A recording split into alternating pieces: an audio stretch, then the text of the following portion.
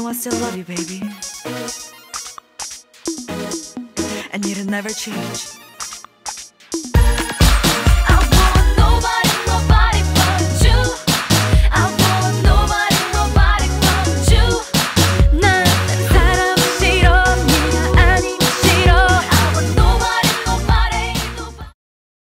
Bonjour à tous, j'espère que vous allez bien. Aujourd'hui on se retrouve pour une nouvelle vidéo et dans cette vidéo donc on va parler de Corée. Donc c'est le vlog numéro 3 et aujourd'hui on est au temple Jogye-sa et dans plusieurs autres lieux, mais là pour l'instant on est au temple Jogye-sa. Donc c'est un temple bouddhiste zen coréen qui est assez vieux et qui se situe en plein cœur de Séoul. Et là vous avez pu voir le pavillon principal. Et vous avez un énorme jardin, donc en fait là on est dans un espèce de labyrinthe qui est matérialisé par des jardinières et vous avez un nombre incalculable de petites fleurs. Donc là, comme vous avez pu le voir, il y a 2 dragons à l'entrée et ils sont également faits en plantes, donc là des fleurs qui sortent et vous pouvez y voir voilà, tout le corps du dragon et la queue qui sort d'un bassin. C'est vraiment très bien fait, c'est vraiment super bien entretenu et vraiment on est plongé dans une atmosphère dès l'entrée du complexe. C'est vraiment superbe. Donc il faut savoir qu'il y a plusieurs pavillons et notamment un qui sert de entre guillemets de petite exposition ou musée pour la poste coréenne et vous pouvez y voir en fait comment s'est créée la poste coréenne, comment s'est créé les accords entre les pays internationaux pour pouvoir créer un service international au niveau de la poste. Et là on est sous la porte principale, donc comme vous pouvez le voir elle est très bien entretenue, les peintures sont superbes et vous avez plusieurs supports qui sont suspendus au-dessus de la porte. C'est vraiment très joli. Et on a eu droit également à une dégustation de thé au lotus. C'était très bon, enfin j'avais jamais goûté donc c'était assez inattendu. C'était vraiment intéressant. Et donc comme vous pouvez le voir, il y avait plusieurs décorations et des sculptures de plantes encore également. Donc là vous avez l'arbre qui est assez connu, qu'on voit très souvent à l'entrée du temple. Et ensuite on est allé dans le quartier de Insadong qui est juste à côté. Et on a été se balader. Il faut savoir que Insadong c'est quand même un quartier qui est assez animé. On y retrouve pas mal de touristes quand même qui sont là parce qu'il y a beaucoup de boutiques de souvenirs, notamment de souvenirs qui sont culturels et donc vous pouvez y trouver pas mal de petites choses, des gadgets, des choses comme ceci. Et là on est dans un espèce de, je dirais, centre commercial, même si c'en est pas forcément un, à ciel ouvert, donc qui est assez intéressant et qui a plusieurs étages. Et on peut y manger, on peut y acheter beaucoup de choses assez sympas.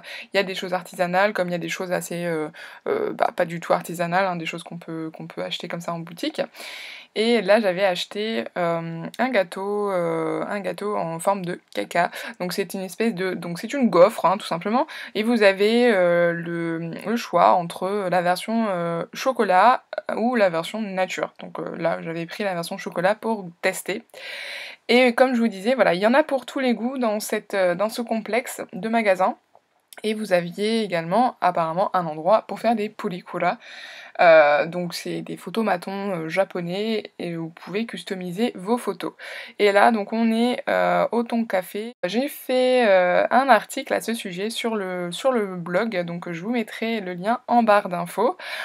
Et à côté de ça, vous aviez une espèce de petit jardin secret, on va dire ça, une espèce d'allée assez sympa avec un nombre incalculable de choses qui étaient attachées dessus. Donc il faut savoir qu'en Corée, il y a beaucoup d'endroits comme ça où vous pouvez acheter votre petite carte ou votre petite chose à suspendre et pour y mettre votre petit mot.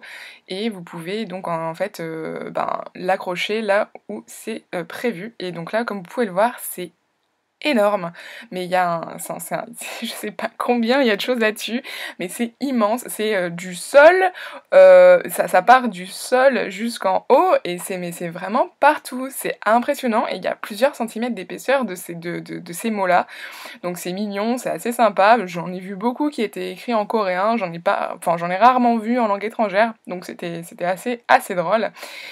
Et vous aviez également des petits supports pour faire des photos, donc je me suis fait prendre en photo, c'était assez drôle, dans le style, de photos, Polaroid type, Instagram avec des hashtags, c'était assez sympa.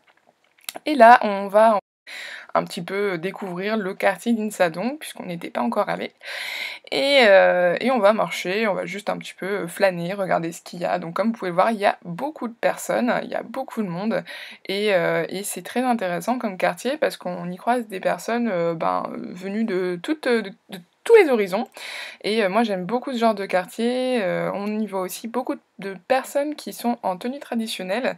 C'est assez intéressant, moi je trouve ça vraiment chou, et notamment des jeunes qui finalement, s'intéressent à la culture coréenne, donc c'est assez sympa. Vous pouvez en voir là 2 qui arrivent, au niveau de la vidéo c'est tellement mignon, moi j'adore, je trouve ça vraiment sympa. Et comme vous pouvez le voir, il y a de tout. Vous avez, des gadgets, vous avez des vêtements, vous avez, des trucs de malade. Si vous voulez chercher quelque chose, eh bien, il faut aller ici. On a ensuite, vu aussi des stands qui, proposaient des, gâteaux, coréens, des confiseries coréennes traditionnelles. Et j'ai trouvé ça très intéressant, donc on peut y voir là maintenant la préparation de keultare, qui est donc une spécialité coréenne à base de miel, puisque ce que vous voyez là, en fait, c'est une personne qui est en train de travailler un anneau de miel qui à la base est uni, et à force de travailler comme avec cette gestuelle là que vous voyez, ça finit par en fait en faire plusieurs petits fils très très fins qu'on peut comparer à des cheveux. C'est assez impressionnant, cette technique-là. Je trouve que c'est très original et personnellement j'ai voulu goûter donc du coup là ils nous font une dégustation, en même temps qu'ils les font, ils font une dégustation, pour montrer un petit peu à quoi ça ressemble et au niveau de la texture c'est assez, improbable, puisqu'en fait c'est donc voilà, vous allez le voir, sont donc des fils de miel, qui sont, fourrés avec, des cacahuètes. Alors, vous avez plusieurs versions, donc avec d'autres choses qui peuvent être mises à l'intérieur. Et là, du coup, c'est apparemment la version traditionnelle, à base de cacahuètes et c'est vraiment très, très bon. Par contre, la personne nous avait dit que, ça se gardait au frais, ça pouvait même se congeler et malheureusement, en fait, ça garde pas cet aspect-là, ça devient donc forcément dur, mais ça reste quand même très bon. Et à Insadong, on a vu donc pas mal de magasins et on a mangé ensuite de la coréen. On s'est bien régalé. Et on s'est dirigé vers un autre lieu. Ensuite, on est allé au parc Tapgol, qui est en fait un parc qui est pas forcément très très connu et ni trop visité, mais il y a quand même beaucoup de trésors nationaux dans ce parc, donc je vous invite à aller le voir. C'est pas un parc qui est très grand, mais très intéressant au niveau culturel. Ensuite, eh bien écoutez, on a flâné, moi j'ai voulu voir un petit peu, les alentours et j'ai voulu qu'on marche un petit peu, d'autant plus qu'on est tombé à côté de ce cours d'eau, donc j'avais vraiment envie de voir et de contempler un petit peu, les paysages. Bien évidemment, bah, on est en ville donc il y a pas mal enfin il y a quand même de la nature, mais il y a pas mal de buildings. Moi j'apprécie quand même, de marcher, j'apprécie de découvrir des choses nouvelles donc c'est vrai que c'était intéressant pour moi et j'aime bien, en fait, à chaque fois que je me perdais, je trouvais ça toujours intéressant parce que je finissais toujours par tomber sur quelque chose, d'assez inattendu, chose que j'avais pas imaginé voir ou des choses carrément que j'avais envie de voir mais que qui m'étaient sorties de la tête donc c'était vraiment, le hasard comme on dit fait bien les choses et là je sais qu'on s'était perdu, on était en fait parti à un contresens de là où, on avait idée d'aller et finalement, ben, on en est arrivé, à bon port. De toute façon, on arrive toujours à trouver, plus ou moins son chemin. Séoul, c'est quand même une ville, où, il y a quand même pas mal de traductions en anglais. Si vous tâtez un petit peu, l'alphabet coréen, ben, vous vous y retrouvez quand même. Personnellement, c'est mon cas donc à chaque fois qu'on était perdu, j'arrivais toujours à lire plus ou moins, par là où on devait aller, donc ça m'a pas mal aidé, j'avoue et c'était vraiment très intéressant Et ensuite, ben voilà, en gros, on avait beaucoup marché, donc enfin tous les jours de toute façon, c'était, beaucoup de marches bien évidemment, hein. C'est toujours pareil dans n'importe quelle ville où vous allez, quand vous faites un voyage, hein, vous le savez j'imagine, si vous avez voyagé que, ben, forcément les pieds, ils en prennent un petit peu, ils prennent un peu cher. Bref, on s'est calé dans un Baskin-Robbins qui est en fait une chaîne de magasins de crème glacée qui est américaine et qui vient de tout droit de Californie. Moi personnellement, j'en ai pas vu des masses, aux États-Unis, j'ai habité dans le sud des États-Unis et j'en ai vu, pas beaucoup, mais bon voilà, donc j'ai voulu tester et j'ai testé en Corée, donc c'est l'une des plus grandes chaînes de crème glacée, au monde. Et ils proposent pas mal de choses, donc vous voyez, il y a pas mal de parfums, qui sont assez, différents des autres magasins.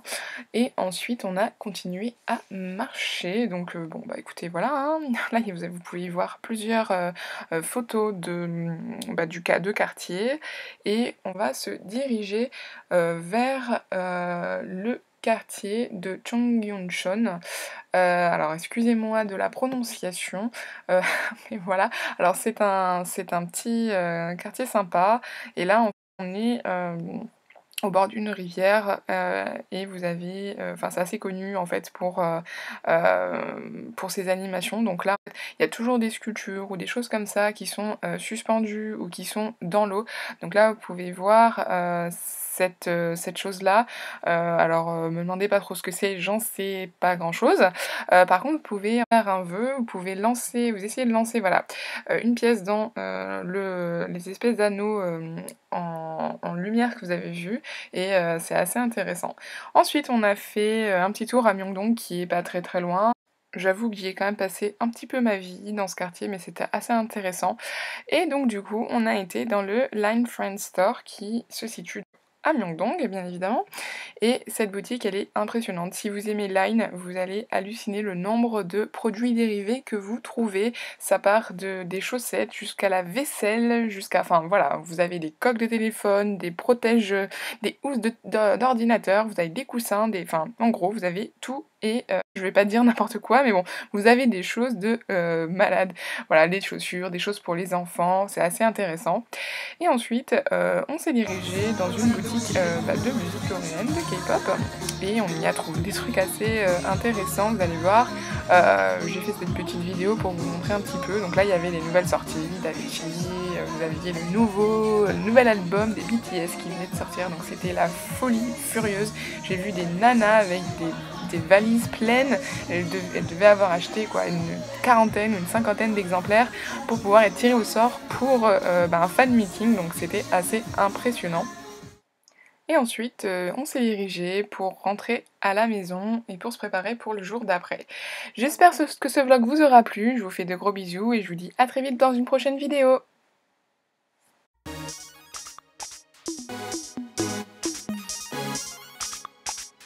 You know I still love you, baby. And you'll never change.